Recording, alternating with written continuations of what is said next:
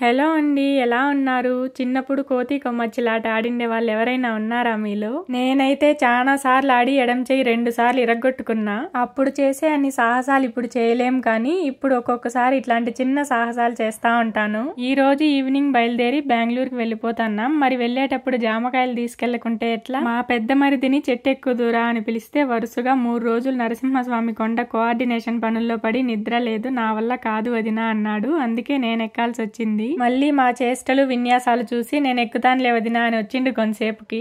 ఈ జామ చెట్టు కూడా మా అవ్వనే నాటింది. మేమిలా జామకాయ పనుల్లో బిజీగా ఉంటే మా అత్తేమో మేము వెళ్ళిపోతున్నామని కొన్ని వంటలు ఇంకా మేము మాతో పాటు తీసుకెళ్లాల్సినవి సర్దుతా ఉన్నింది. ఎర్రజాజి పూల మొక్క మా ఇంటి ముందర నాటిన మా అవ్వ నేను చూసారు ఆ వీడియో. ఆ పని అయిన వెంటనే ఇలా ఈ చెట్టు దగ్గరికి వచ్చేసినాం. ఈ జామకాయలు చూసేకి చిన్నగా ఉన్నా తీయగా ఉంటాయి. ఛానల్లో లాంగ్ వీడియోస్ కూడా ఉన్నాయండి, ప్లీజ్ వాచ్. Thank you.